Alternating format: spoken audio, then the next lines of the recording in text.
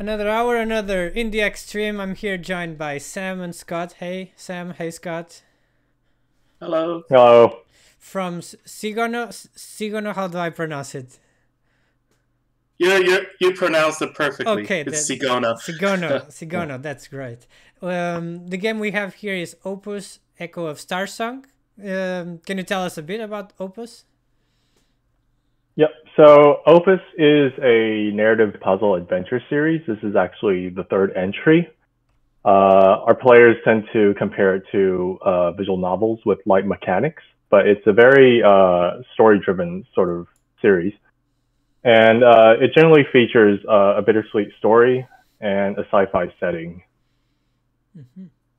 And about Sigono, what can we know about the company? So we're indie game studio based in Taiwan, Mm-hmm. and I think the company started like 7 to 8 years ago. And as Sam said, this is our third entry of the Opus series, and our goal is to create heartfelt stories through interactive experience, which are games. So we're trying to find ways to make the story as engaging as possible for the players, and hopefully they'll resonate with the characters inside, and then hopefully they'll love our story as well. So your main idea is to not just to aim at a playable movie, but to feel like an entire immersive experience, right? Exactly. So it's not just the the story written. It's not just words, but the whole experience, including visuals and also music, everything combined together to deliver like the best, most immersive experience as possible. And regarding Opus, can I refer it to just Opus or to for short? Of course, Yeah. yeah, yeah, yeah. Yeah, sure, go for it. Is it your? Do you think it's the highest peak on Sigono's history, or is just another entrance on your good portfolio? Oh yeah, it's definitely the highest. It's like, well, currently it's on at the peak level, because our game currently is the visual and has been enhanced, and also this time we're creating a 8 to 10 hour long story with a setting that we created from ground up. So like inside the whole galaxy, the civilization, the characters inside are all created from scratch. So we basically create like a whole world setting from ground up. Some of the participants that we found along the way and that we already streamed, they said they had the idea for the game uh, while having coffee or in a game jam, or they found a really cool mechanic and they developed the game around it. In case of Opus, it started in a storyboard. Oh yeah, like a couple of them. So we have like over 10 different stories that we have to choose. So basically we started with like a basic idea. So it's about two characters meeting and then what kind of things happen and how do they resolve it. So it's just these kind of like simple stories, and we have a bunch of ideas, and then we kind of choose like which that really fits our theme the most. So what the theme of like an Opus game is trying to make the players to feel like they're exploring a big universe, and that's why we chose the topic of space, because we think space is pretty much like a known place where people can explore and then search for things that they actually never experienced before. And then we kind of just of course we have a writer and he writes a bunch of stories, and then we kind of just based on that story trying to develop different mechanics and also the visual development and sound altogether. Well, that's great. You talked about having a writer. How big is the team? Currently it's around 18 to 20ish, Mm-hmm. so it's a fairly developed team.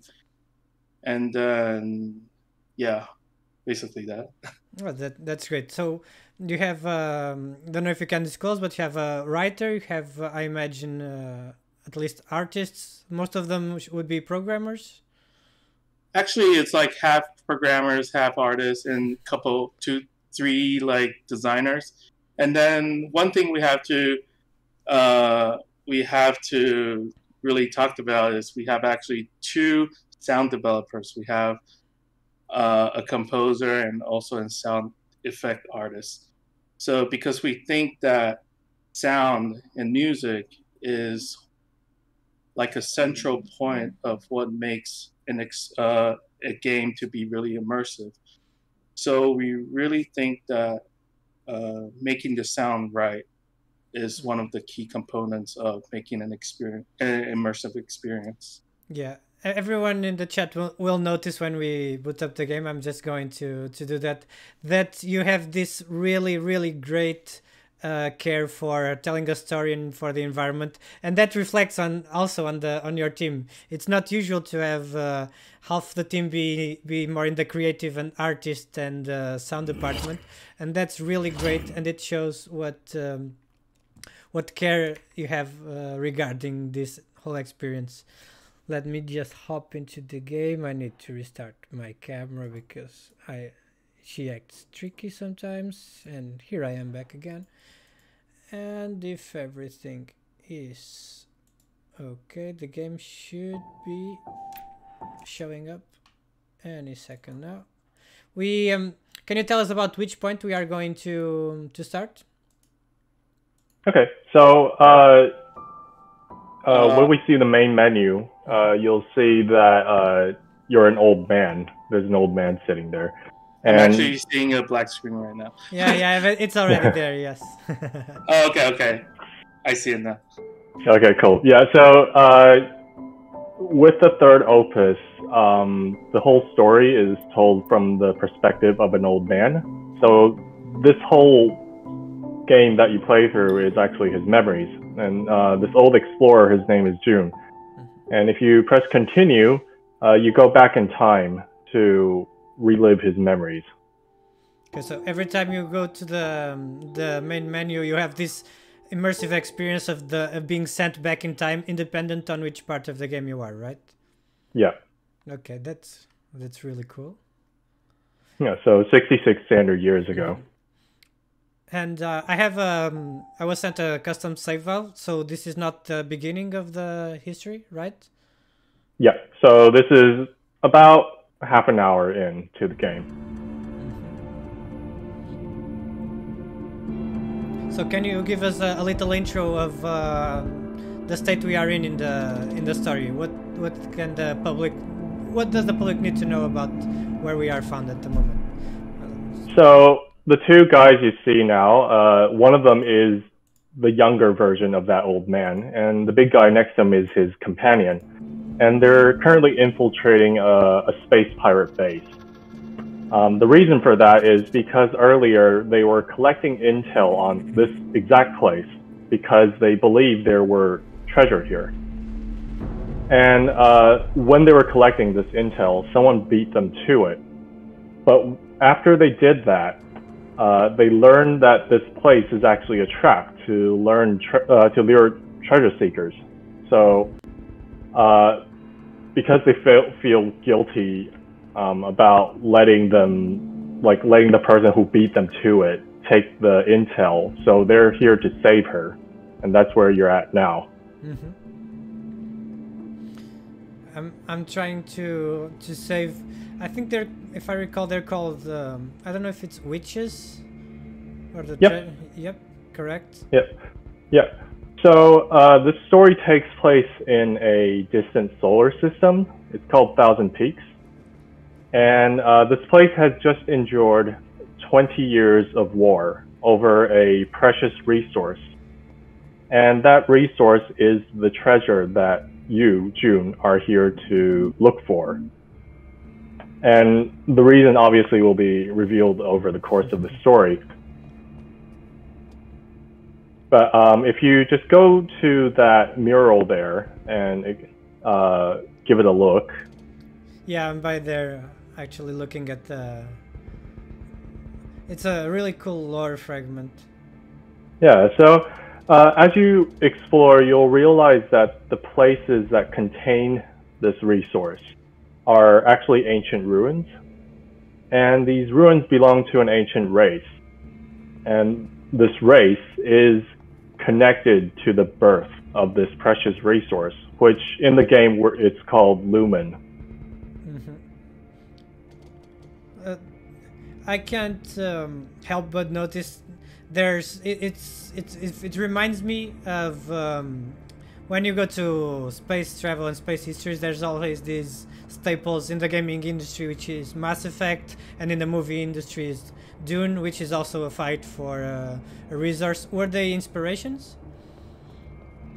Yeah, a lot of these sorts of things tend to kind of blend together into like what the stuff that inspires us. Yeah, for sure. Yeah, because I really enjoy the lore. There's all the races, there's the history of the planet you are, this looming war that just ended recently. And it really puts you in the spot that you want to look up for more. But you need to be careful because there's also the pending issue at the moment, which is saving the witch. Yeah, exactly.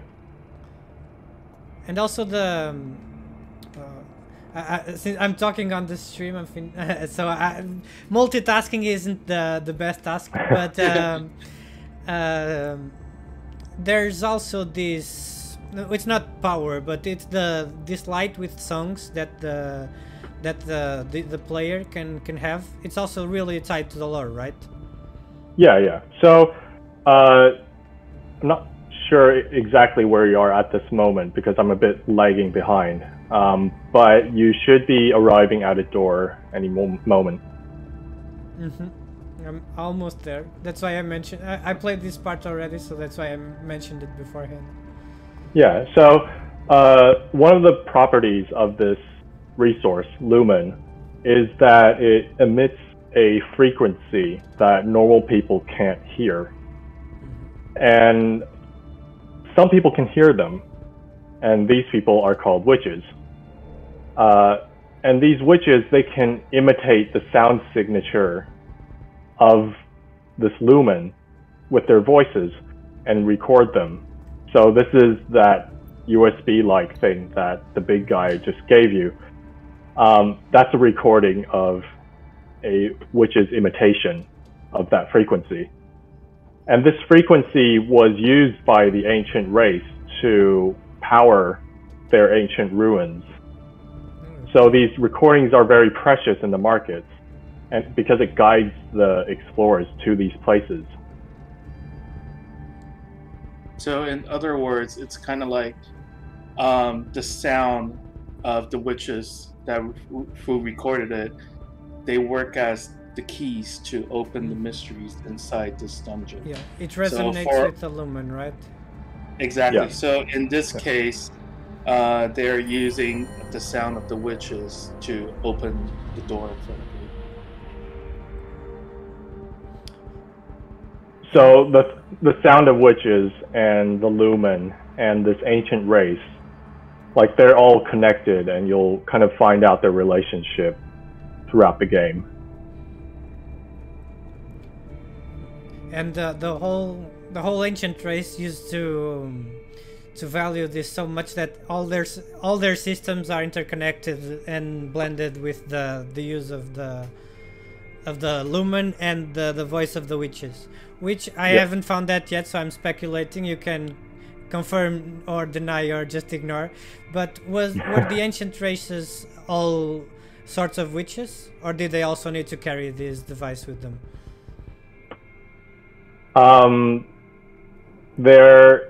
You were close. Like they have the ability to control these sounds as well, but not in the same way that modern people can. Okay.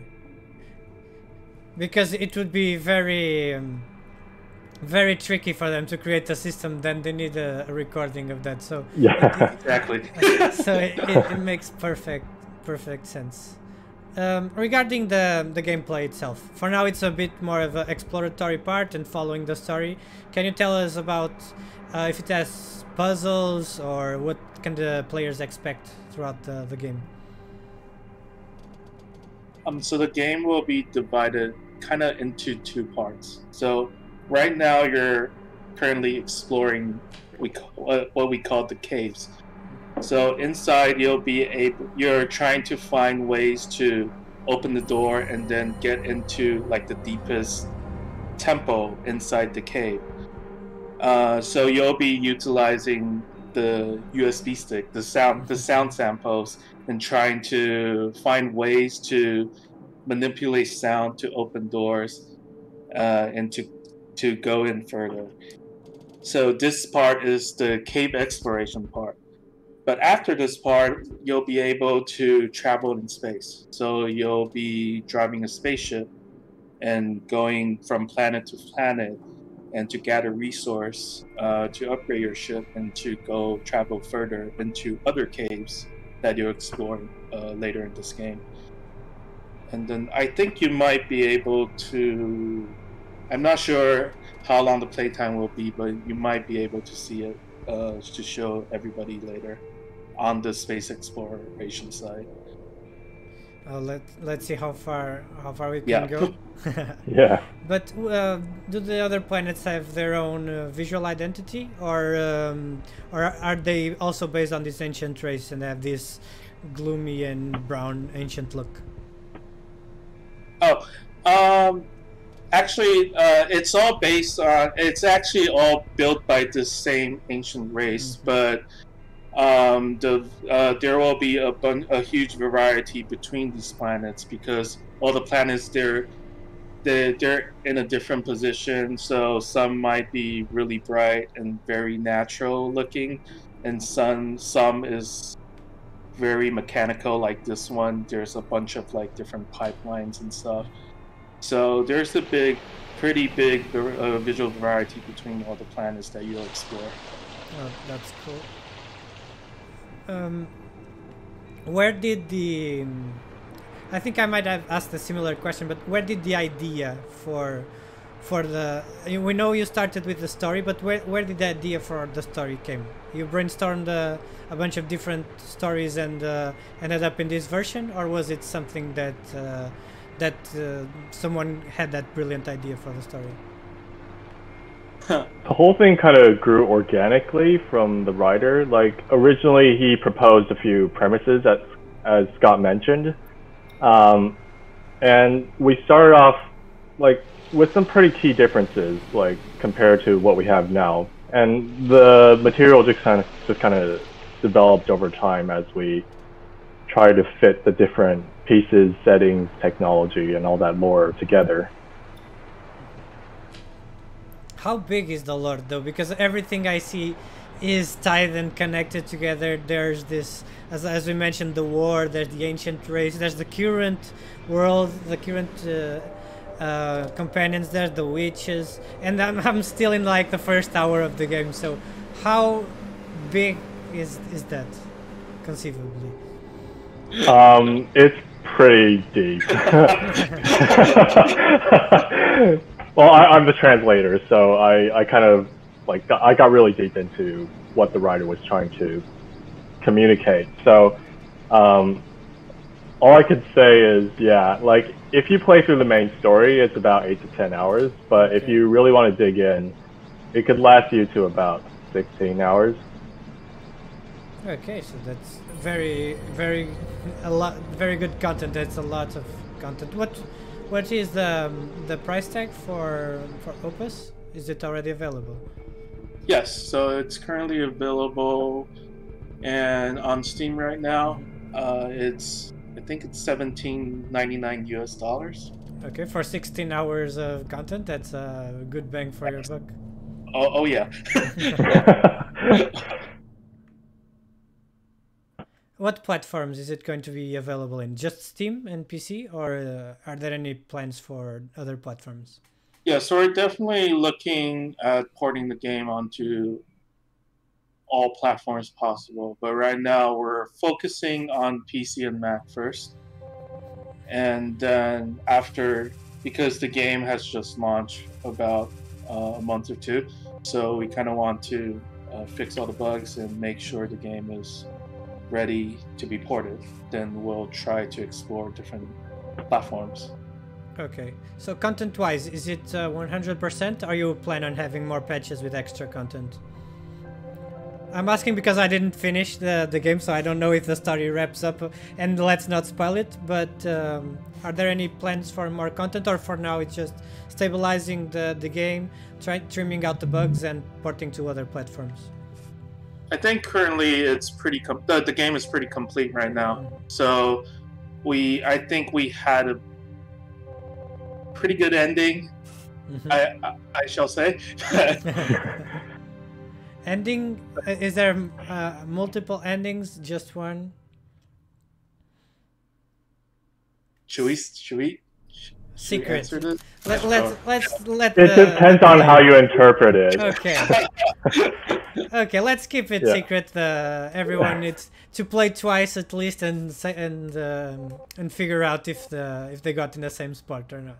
Yeah. I think one thing we designed this game is to make people try and want to revisit the world, because as we just said, the lore is really big, so we couldn't fit like all the details of the lore of the whole setting, different civilizations into the main story. So we purposely hid like a bunch of like little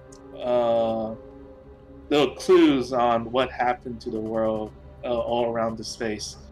So maybe the first time you kind of just want to focus on the main story, but on the second time when you want to travel around, you'll be able to learn about this world a bit more. Yeah, since I mentioned the lore is so big, you really get immersed into it, and you are really curious to find out about everything. And there's these little tiny bits that you hide here and there really help the players that want to dive deeper, find more about the world, and the other players can just hop through them and progress in the main story. I think that's a good decision. Yeah, sure. I'm now finding the girl that we are looking for, which is so just a while ago, your perspective was switched to the girl and her companion. And so a while ago, they arrived at this place, and now she's encountered the pirate boss of this base. And just as she's negotiating with him, June appears. Yeah, now we have this stalemate with one part looking at the other, but nothing they can do at the moment because there's this big army with guns, and we don't seem to be fully armed. Yeah.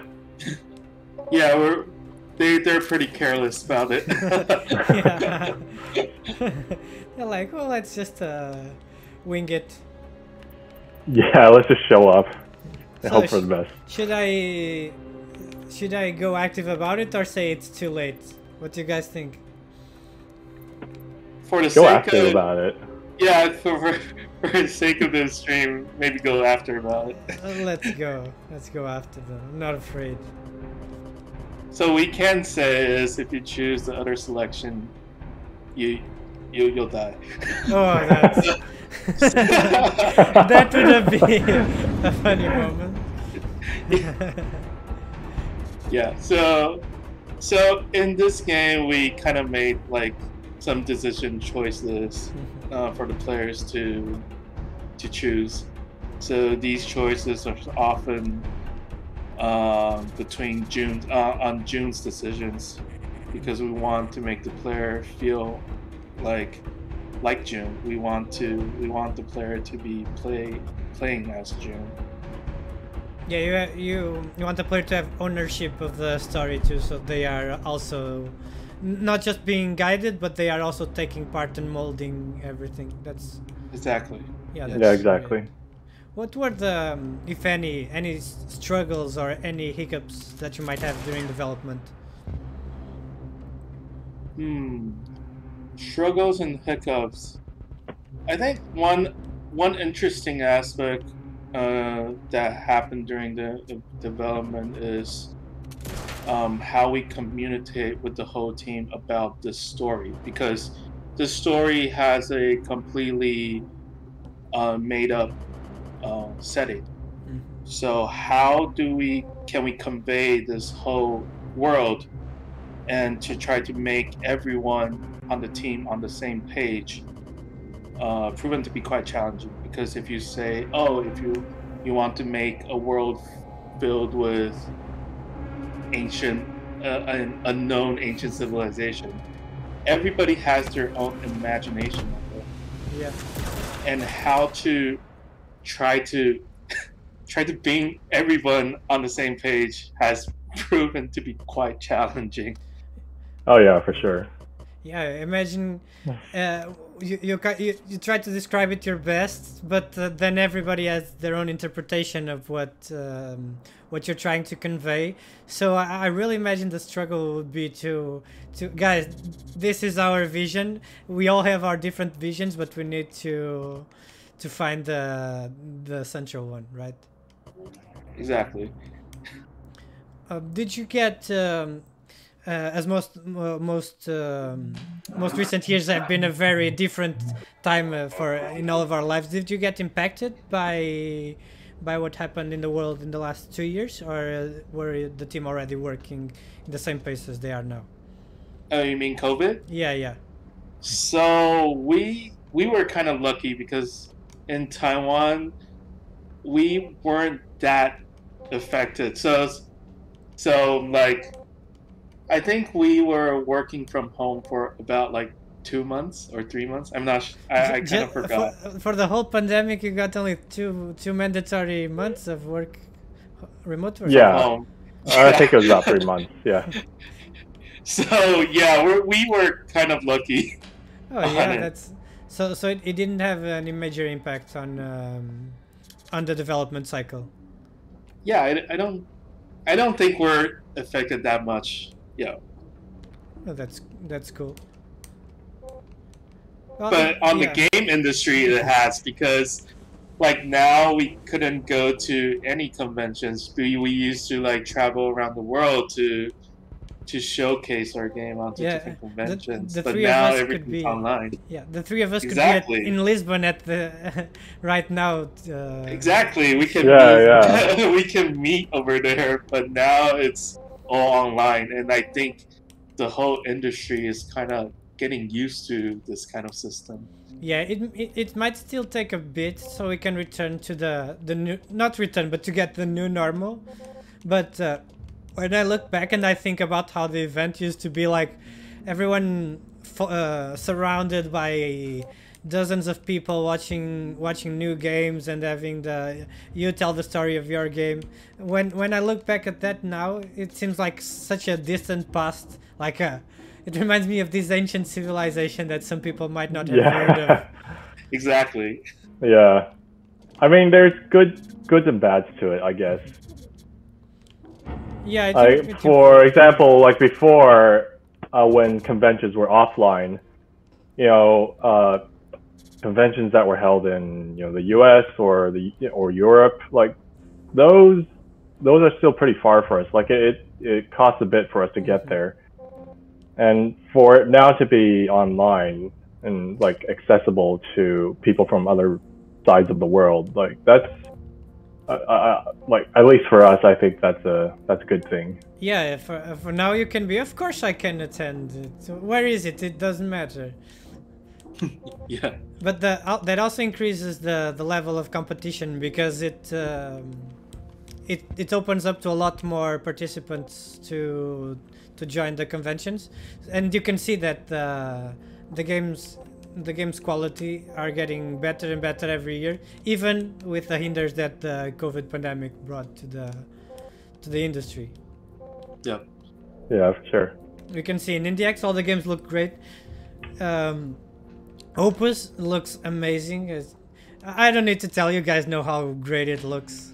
It's very, very good. It has its own personality. I think if you launch a different game with the same art style, I could already track to you that the game was made from Sigurno. It's very characteristic. Yeah, we're trying to find our own distinctive art style because our team aren't big enough to do like super fancy 3D graphics. So we kind of want to balance out our resource to make something really distinctive, but not so heavy on our team as well. And do the stars, are there different star songs, or is always the same recording? There are different star songs. So uh, each cave, the places that Scott mentioned, the full names are called Lumen Caves, and these are places where the ancient ruins can be found, and where the highest concentration of lumen can be found. And so each place kind of emits a different frequency, and the recordings of these frequencies or imitations of it uh, end up being different star songs.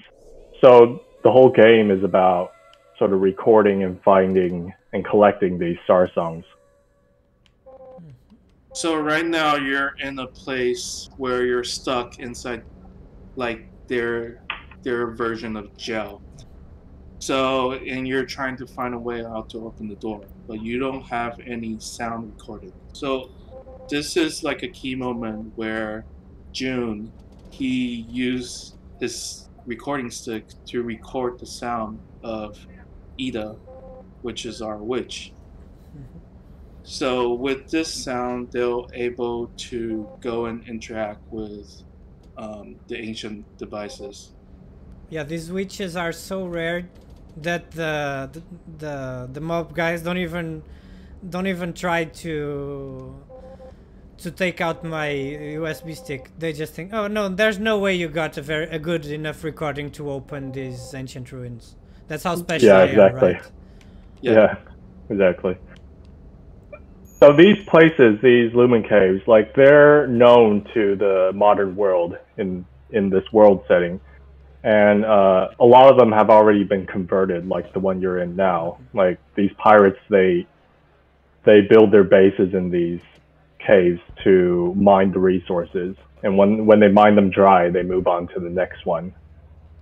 So you'll see different caves throughout the game in different states. Some of them are like still remain as they were, millions of years ago, but some of them have been like modernized. You see all these modern technology and like digging devices littered around the cave.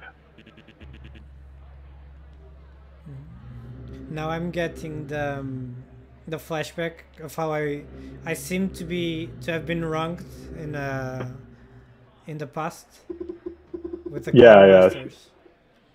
So June comes from a kind of a different star system, and there the people are divided into clans, and for reasons that the game reveals over the course of the story, like June kind of wronged his family and his peers, so they were forced to leave that star system into exile, and they're now on the run, which is why he's trying to look for these resources, because he feels that if he could find more treasure and bring them back to his family, then he could kind of restore their honor, and that's the whole kind of motivation of June. So yeah, it's a kind of a redemption arc, but Yeah. you didn't need to be redeemed in the first place, right? Because he feels wronged. He just wants to set everything right. Yeah.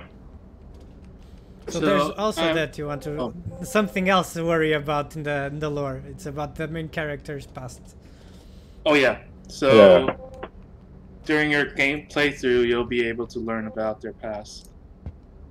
And for this part, I'm not sure if you passed the door opening part yet, but this I'm on is it. one. Okay, so this is one of our main mechanics of the game, which is to manipulate sound. Because witches, because especially Ida, she has her throat is hurt, so she cannot sing like proper star songs. So June has to manipulate her sounds to mimic the sound of the ancients.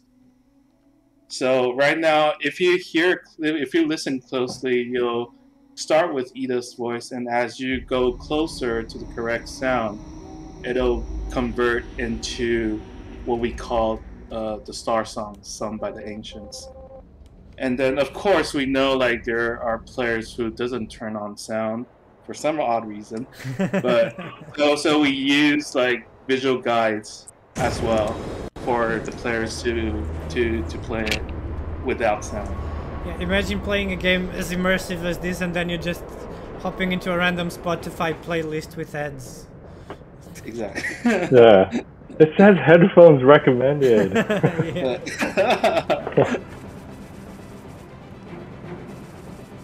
Now we're getting to the escape part. Yep. So now you guys came up with the plan of an escape plan, which is to self-explode June's carrier, spaceship, and to create chaos. And during this chaos, we can try to escape it.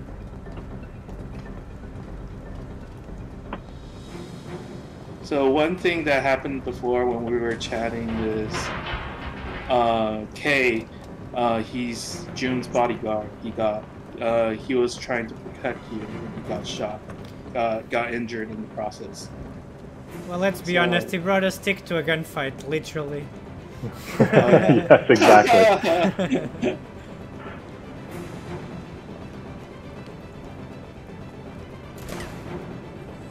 He feels like, besides being a companion, is he also a mentor figure to June?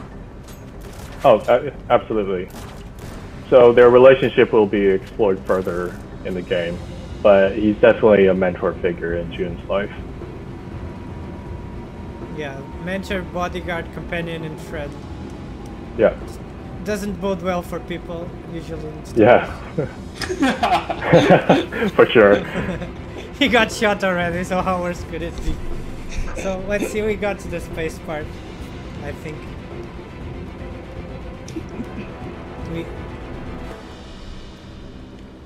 Let's just show the if we manage to show the space part of the game for a bit.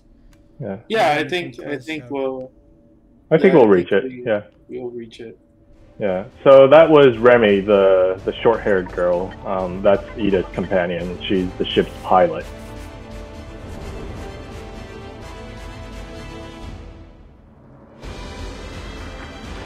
I love this ring part of the ship because it's a nice, unique design to it.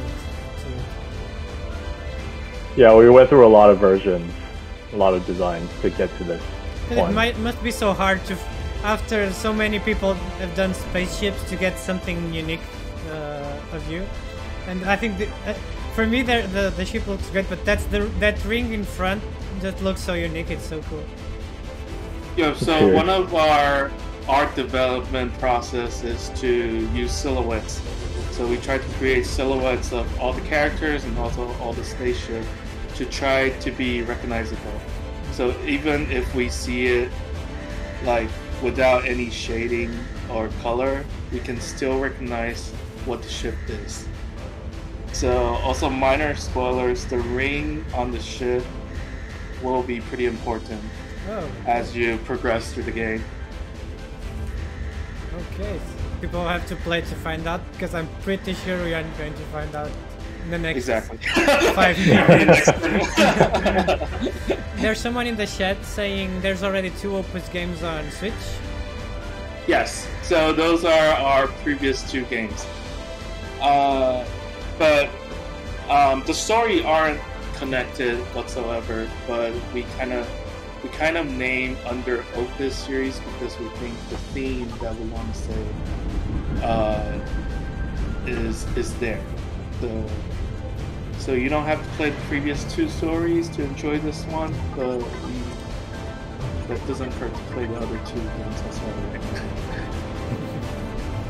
Yeah, if you're planning on playing a lot of games, buy all of them, by all means.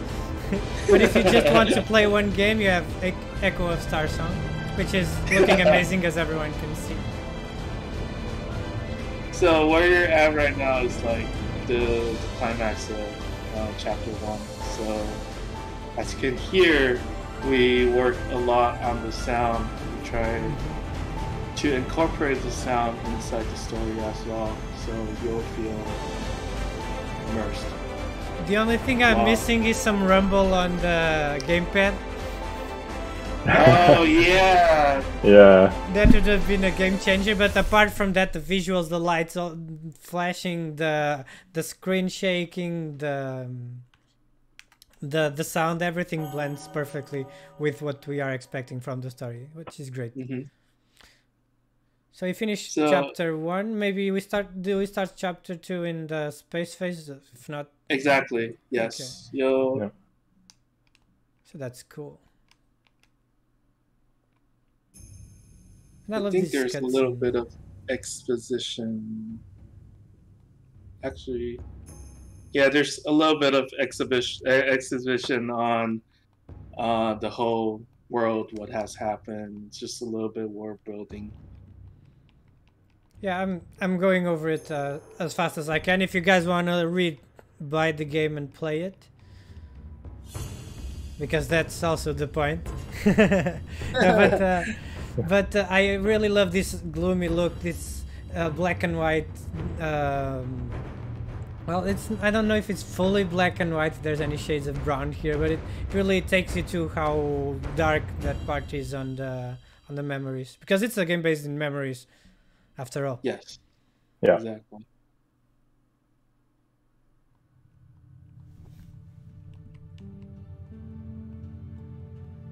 All right, so now should be back in space.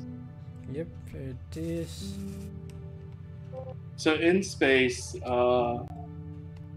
you'll be able to try to scavenge for resources, because you guys are running pretty low on resources. So you'll be travel different places, trying to gather stuff to sell, to upgrade your ship.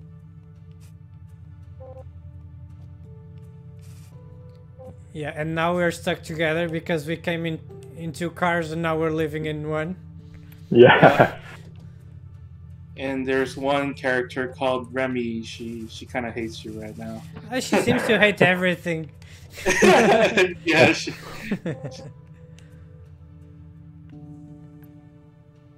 Explore. So as mentioned before, this solar system, Thousand Peaks, it's gone through a war just recently. So the whole place is just littered with debris.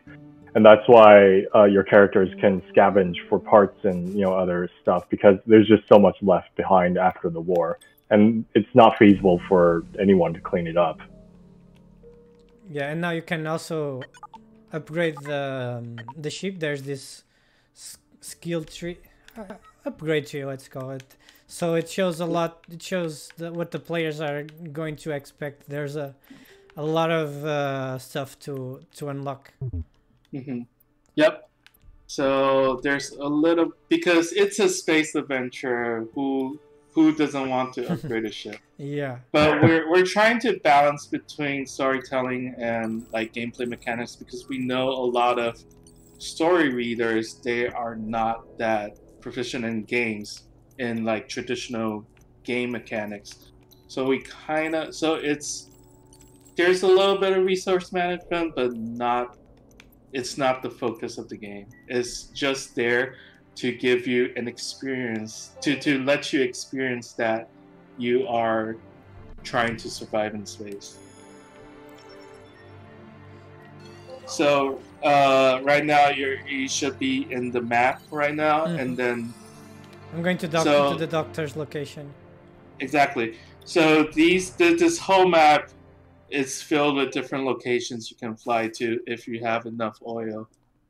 But so we kind of let players. So in the beginning, it should be kind of like a linear experience. We kind of like hold your hand and guide you through location by location. But at the mid part of chapter 2, we kind of open up the world to let you explore, to fly to wherever you want. And of course, you ran into some pirates. Yeah. Exactly. I'm already getting wrecked. You get shot. But yes, so like these events happens when you fly to different locations.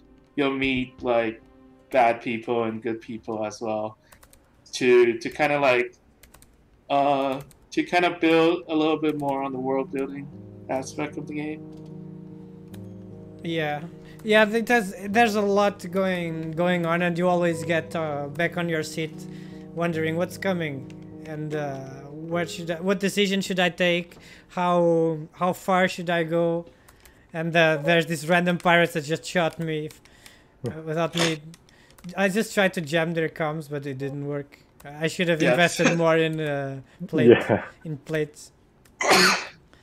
But so now you know when you can when you can upgrade your ship, what to upgrade. Yeah, next time for sure I'm going to invest more in defense and less in communications. I think let me change. We have this shop. It's a nice point for us to stop the playthrough. Let me change back to the cameras. And here we are back again. Did my camera crash? Of course it did. Let me restart my camera. But yours are working fine. It's just to make the participants look better than the staff of IndieX. we force some issues on purpose so that everybody looks great but us. So this was Opus Echo of Starsong. It's looking amazing. The story seems very, very deep and detailed, and the lore is huge. I bet all those books that Sam has behind him are lore books for Echo of Starsong. They could fit in. They couldn't fit into the small game, so we have around 8 hours of main history. Well, it depends on your pace, right? And 16 hours if you want to go and find everything. Maybe more if you take your time like I do and get attacked by pirates every couple of blocks. We have already people in the chat saying congratulations, this is amazing, and they thank you. Hey. And they are going to buy all the 3 games that seem mandatory. But do you have any last considerations or anything else that you want to add before we close the stream? Maybe not. I mean, thank you so much for giving us this opportunity. It's really hard to show our game to the world right now, and I think this event really helped us, and we hope that everybody enjoy our game, because I think it's kind of rare for an Asian game to, like a really story heavy Asian game, to be on Steam, and I think we did something really special, and we want everybody to enjoy it as well. Yeah, I think so too. Let's see if the juries also thought so too in the award ceremony that is going to be on the 17th. Yeah, on the 17th, 22 o'clock Lisbon time. Fingers crossed. Fingers crossed, awesome. Yeah. A lot of people overseas are trying to find out what is Lisbon time and what is 22. But it's hard. Time difference is a hard thing. Yeah. So thanks a lot for taking the time to be with us, Sam and Scott. Thank you for inviting us. Yeah, I can't say this enough. The game looks amazing and it's great to play. See you maybe next year with a different project, and good luck for the awards this year. Yeah, sure. Thank you. Nice talking with you. Yeah. Yeah, nice talking to you too. Bye. See you.